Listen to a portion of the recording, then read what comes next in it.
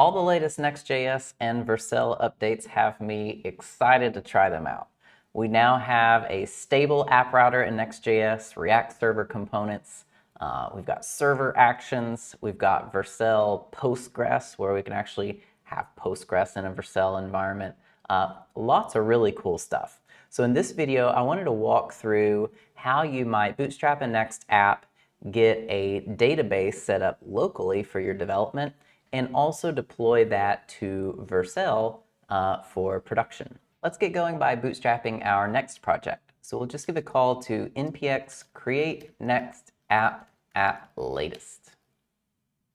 And we do want to install create next app. What is your project name? I'm going to call this Next Starter Kit. We will use TypeScript. ESLint sounds good. Tailwind, of course. Source directory, yes. App router, absolutely. We won't do any further customization to the imports, and we're off. Okay, let's open that up in VS Code. First things first, I want to actually use PNPM instead of just plain old NPM for this.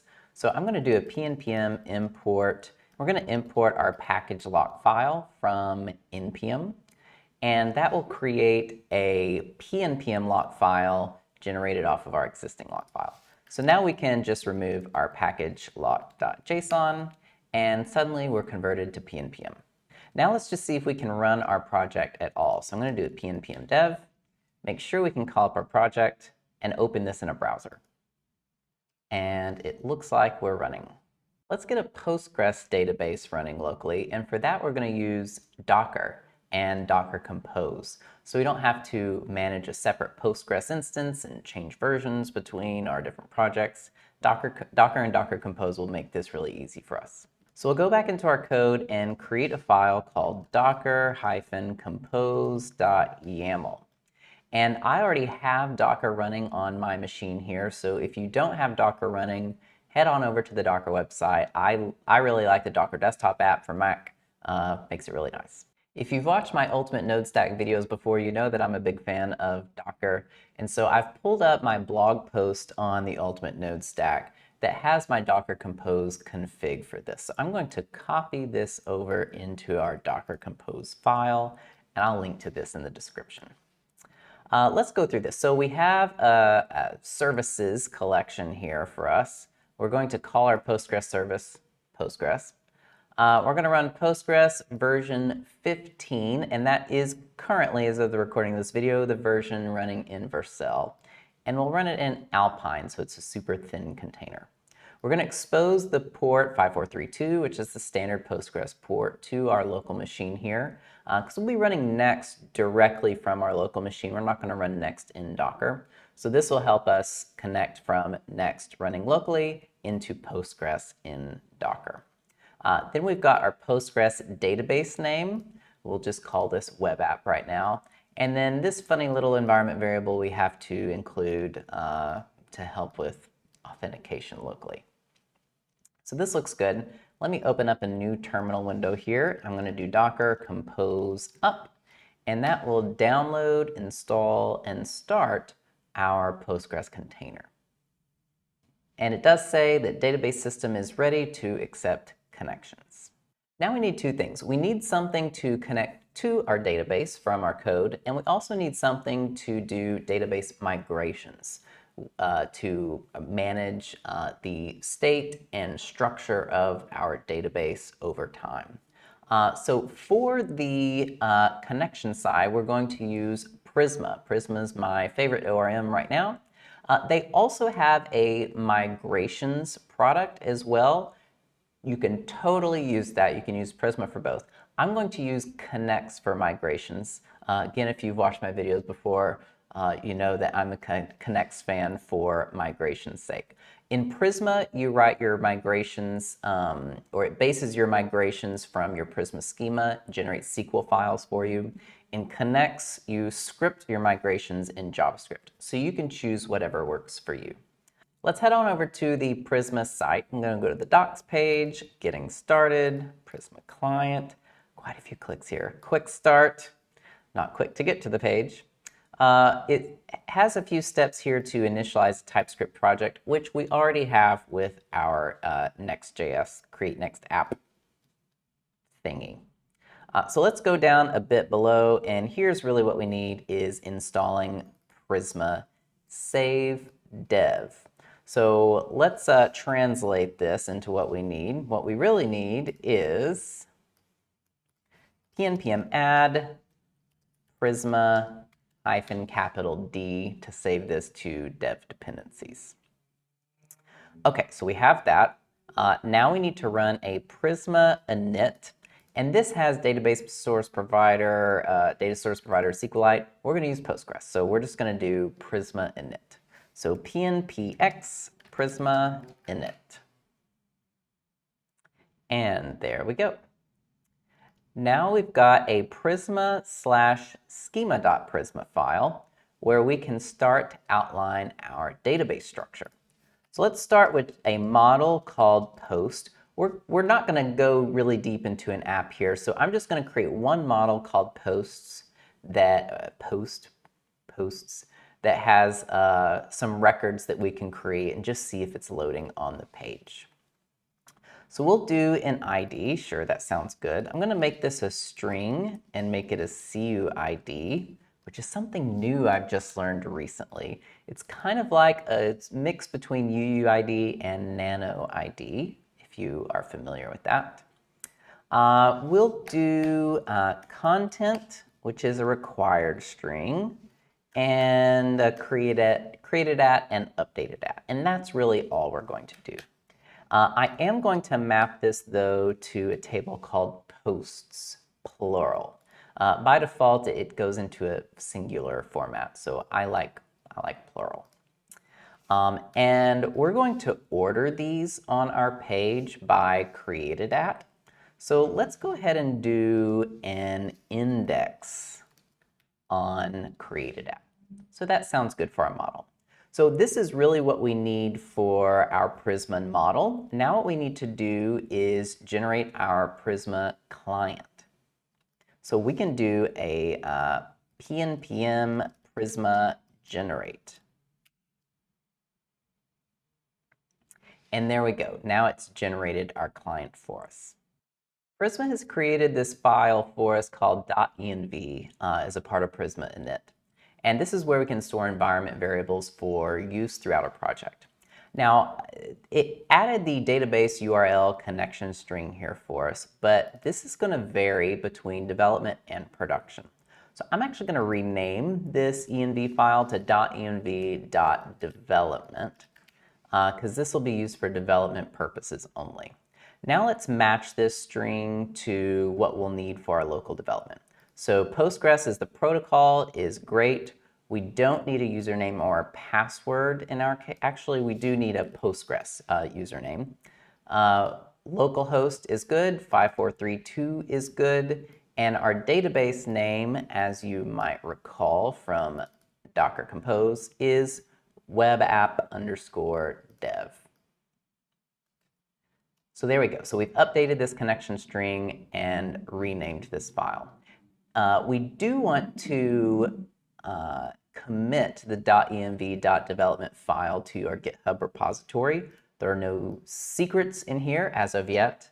If you do need to put secrets in here, then you might want to consider a .env.local file or something like that, but be sure you make sure whenever you're messing with .env files, make sure you're not committing secrets to your GitHub repository, Git repository.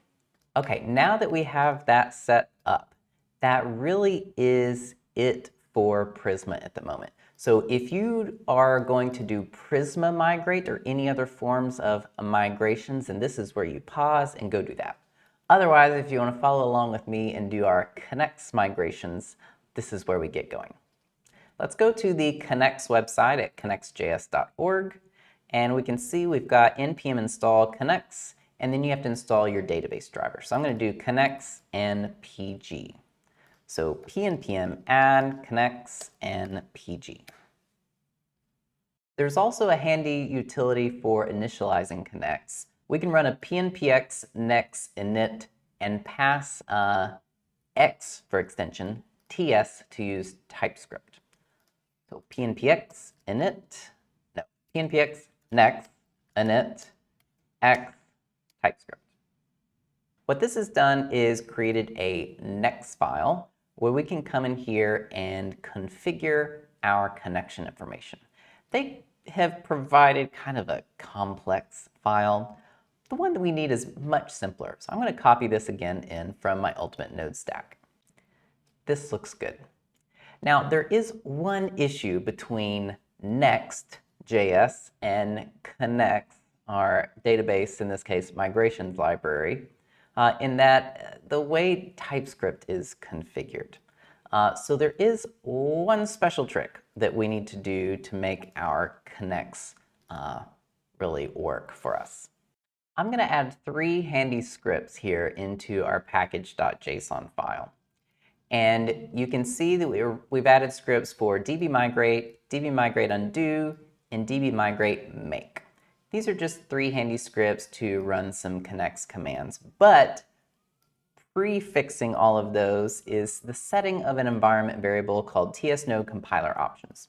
This is where we can set on the fly some adjustments to our compiler options whenever we are running this in TypeScript, which has made me realize we do need tsNode. So let's add that to PNPM add tsNode. There we go. The way modules work in Next and Knex are different, so this fixes that problem for us. Let's run PNPM dbmigrate_make, this script right here.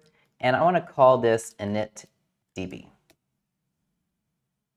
There we go. This has created a migration file for us now under the migrations directory. It is TypeScript. And we can begin our migration. So what we're going to do is really just going to mirror the Prisma schema here. So I'm going to do an await, create table. We're going to create a table called posts. Let's do a string ID column with the length of 25 to match the CUID spec. It will be primary. We're going to do content. We'll do a tweet length. What is a tweet length? 280. We'll do 280. That is not nullable. We will add in our timestamps ourselves here. So timestamp, created at, and updated at. We'll also do an index on created at. Now let's do our down migration, which GitHub Copilot so generously creates for us.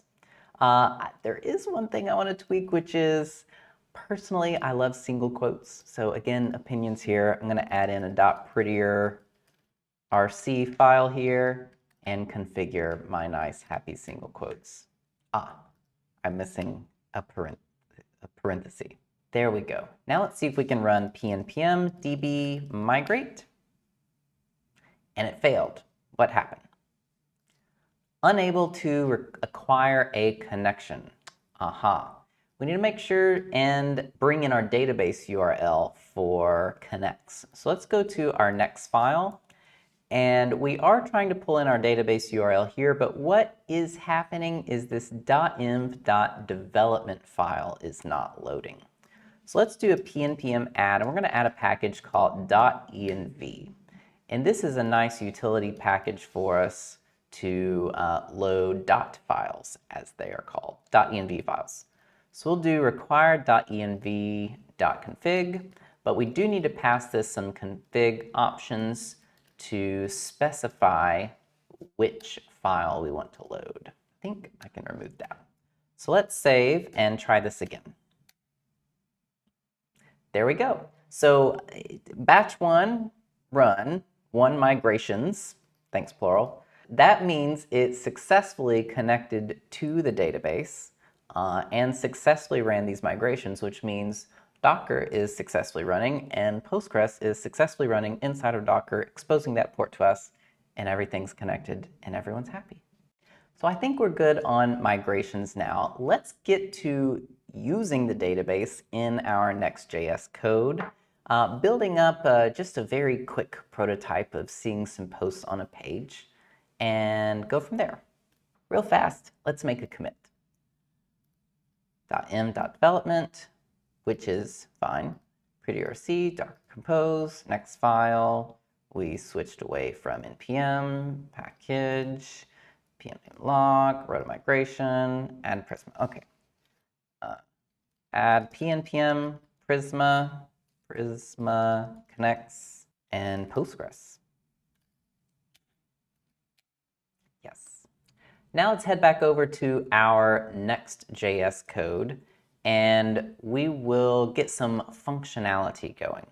So I'm going to go to source app page.tsx. We've got a lot of stuff in here to load, kind of just the boilerplate Next.js page as seen here. By the way, I did have to restart my dev server for Next after our recent changes. So if you get an error here on this page, just restart your server. I think you'll be fine. What we want to do is connect to Postgres from Prisma, load up any posts from the table that are currently in there, and maybe provide a button just to generate some mock posts into our database. So I'm going to delete most of what's in here. Let's fetch from the database our posts. So because we are in Next.js and we have access to React server components, we can run this database fetch right inside of our React component.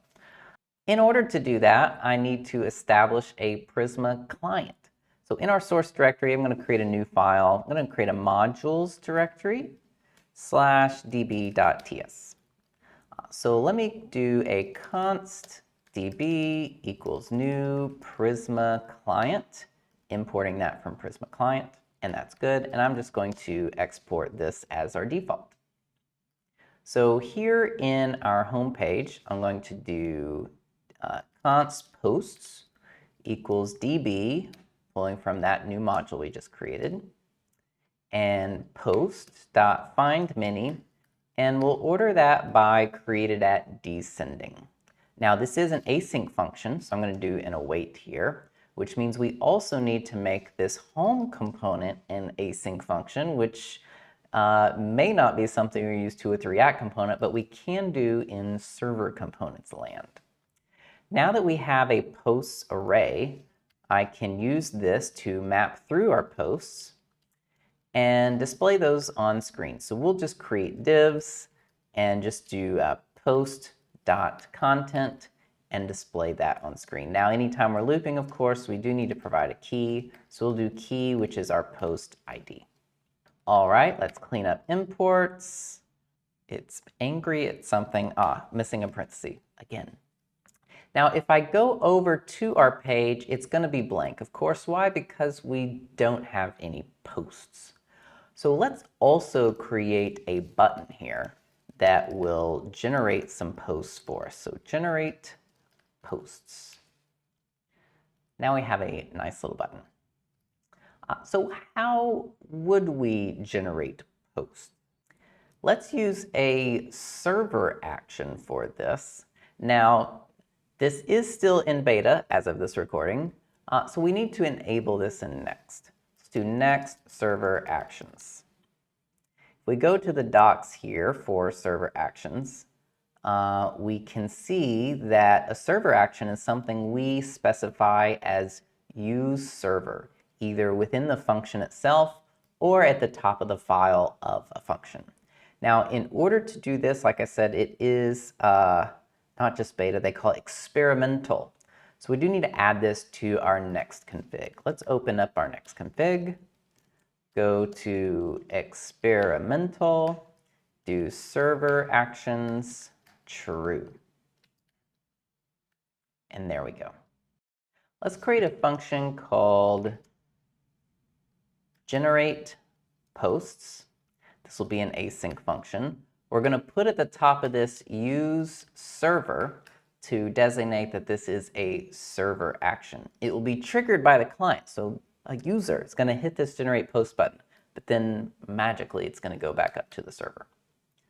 So we'll do a db post.createMany. That sounds good. let's say we create 3 posts out of this. So we're going to do data, and we're going to create a few posts. Now, we could do some hello worlds here, but we could also use some fake data. So let's pull in the faker package and actually fake some data out here. We can head on over to fakerjs.dev here, which is a nice fake data utility. And let's go to, let's go to API. So we've got API, I'm sure there's a sentence. Yes, lorem. We've got a lorem sentence. Here we go. So we can do lorem sentence and create some fake data. To install Faker, we'll do a PNPM add faker.js/faker. We're not going to do save dev because we're actually going to use this in production right now. So we'll do PNPM add and all of the stuff. Okay, that package is installed and ready to use. I'm going to do an array here. And we'll do content, but instead of just hard coding some content, we'll call faker. Do lorem, and oh, they even have a paragraph option here, but we'll stick with a sentence. And let's do this a few different times to generate several posts. So this is our server action here. It will create these posts. Now, we also need to somehow refetch the data for the client after this action in order to show that on the screen. For that, we can use a handy function that Next provides called revalidate path. And I'm just going to say revalidate the path of the home page because this is our home page here. I don't need to store posts in a variable even, so I'm going to delete that. Now I need to actually call this function from the button that we have on the page. So let me get started on this, but we're going to run into a roadblock here. Normally, I would just say onClick and pass in our function here to generate posts. Let's save and see what happens. We do in fact have our button, but when we click on it, we get an error, and that error is maximum call stack exceeded. This is something that you might see right now as React server components and server actions really are new. And part of the trick is that we're really blurring the lines here between what is a server thing and what is a client thing. And in this case, we're really mixing a client action, which is the click of this button, with our overall component, which is a server component. So we can fix this issue by extracting what should be on our client and our client only.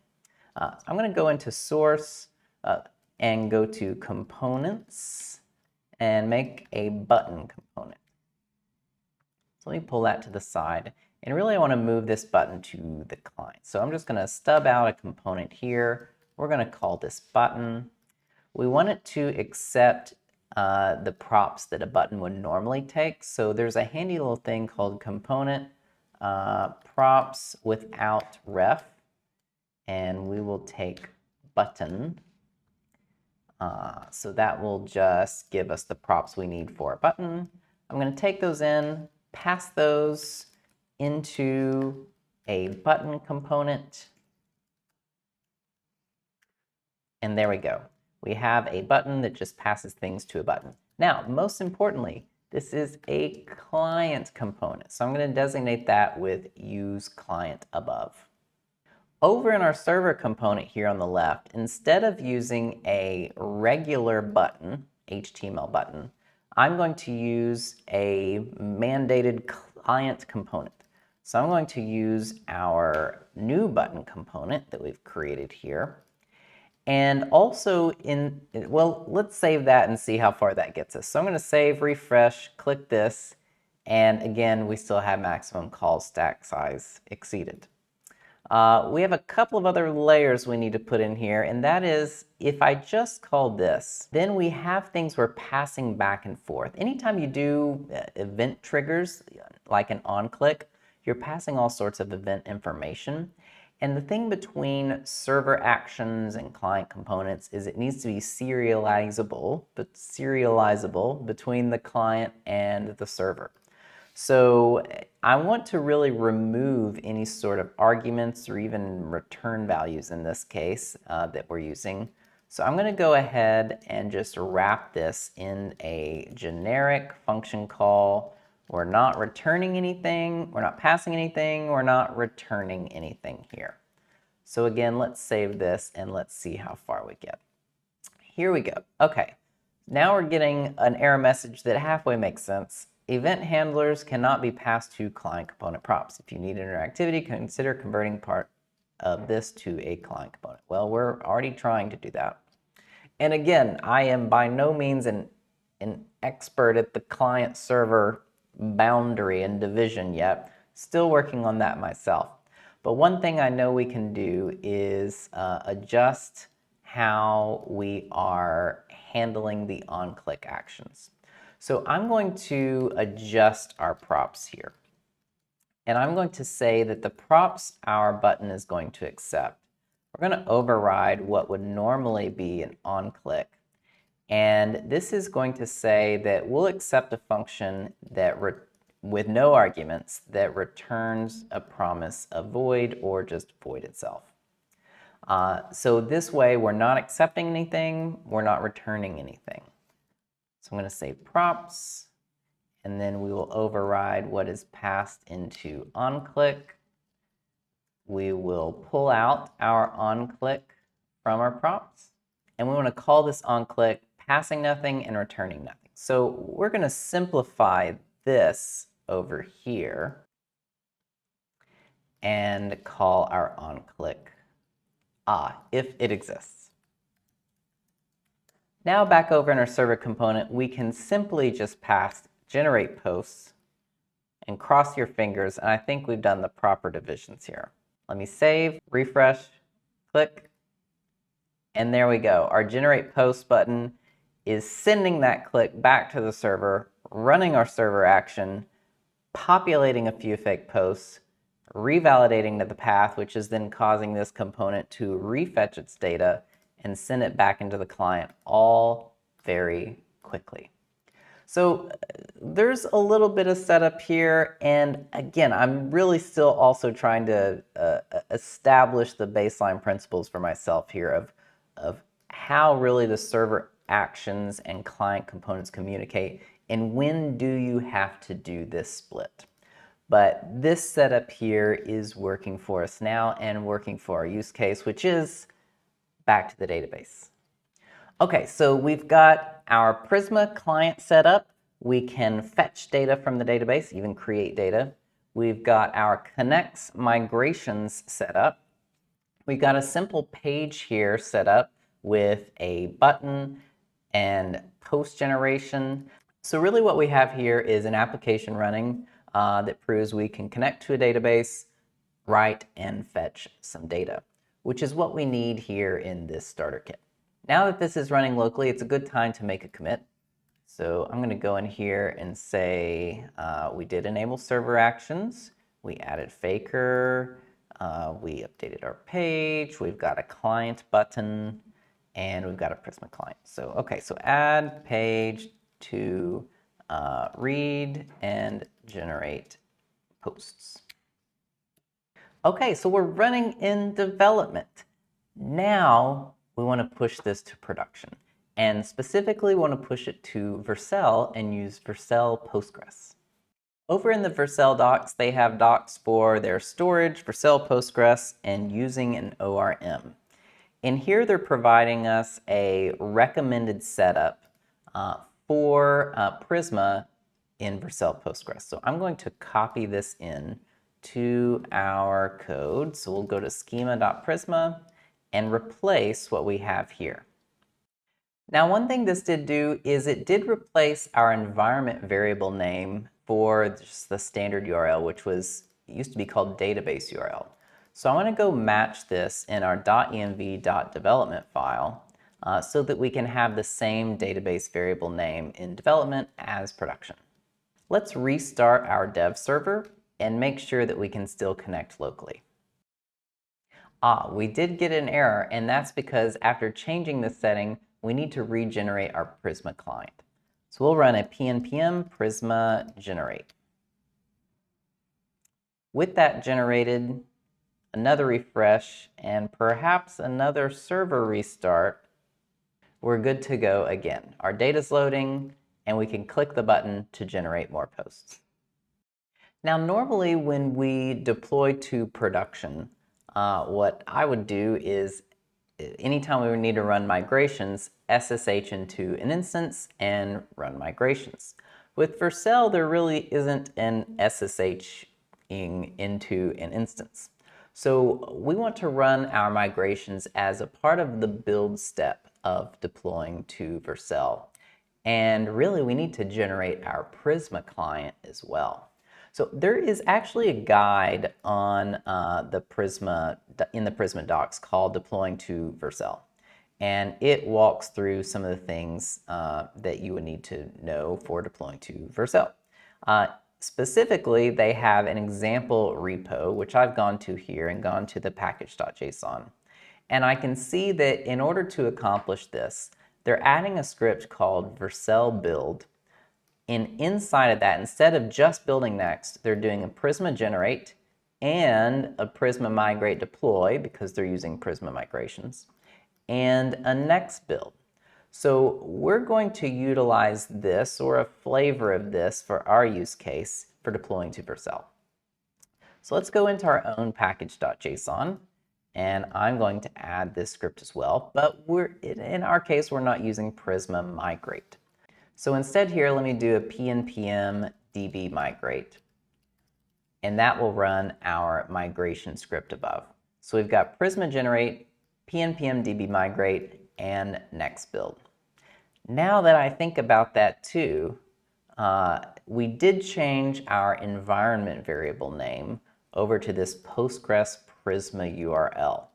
I need to do that for the case of Knex. So Knex. So let me go into our Knex file and change our connection string to reference this Postgres Prisma URL. Now we're ready to push this up to Vercel and see if it works. You can head on over to your Vercel dashboard, click on Add New and Project. For this, it really wants a GitHub repository, so I'm going to go ahead and do that and come back. Okay, I have my GitHub repository, called it Next Starter Kit. I'll hit import, and we're off to the races. We did get an error, and that's because we haven't set up the database yet. So let's go to the project page. From here, we can go to storage. And I do want to create a Postgres database. So we'll create new Postgres and continue. We'll leave the name mostly as is, but I am going to put prod in it for production. And create and continue. And connect. Now we have a database. Let's go back over to deployments. We have an error here. Let's try redeploying.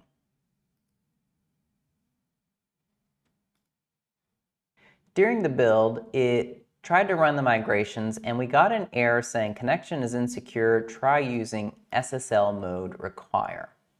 If you go back over to the storage tab for this project, you'll see that under the PG tab here, which is the package that Knex is using to connect to Postgres, they have an example of appending the SSL mode equals require to the end of the database connection string. So let's do that in our code.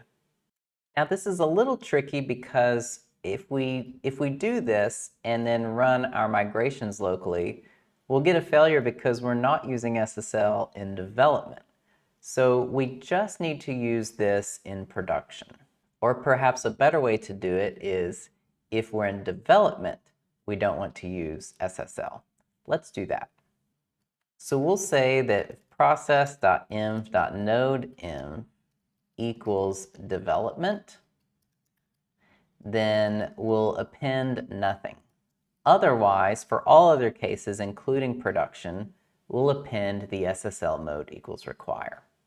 Now we just need to make sure that in development mode, we can say our node.env equals development. We can try running our migrations, and it succeeds. Let's commit this up and try our Vercel deploy again. Something I didn't notice the first time is that this is Postgres URL, not Postgres Prisma URL. So over in our code, we need to make sure that we're only referencing Postgres URL, which also means in our inv.development file, we need to also have a Postgres URL. Okay, save all this up and commit, and we'll try it again. There we go. This time our migrations did run successfully. Our build has finished and we can now visit the page. It's loading. Cross your fingers. And clicking the Generate Post button does in fact generate posts. Yeah. So there you have it. That's what you need to scaffold out a Next.js project using Prisma for your ORM, Knex for migrations, Docker and Postgres locally, and Vercel and Postgres in production. I hope this video was helpful for you. I am super interested in the power of Next.js with App Router and React Server components, so I think I'm going to keep creating videos on these topics. If you want to follow those videos, subscribe to my channel. If you've been a viewer all along, thanks for watching, and I'll see you next time.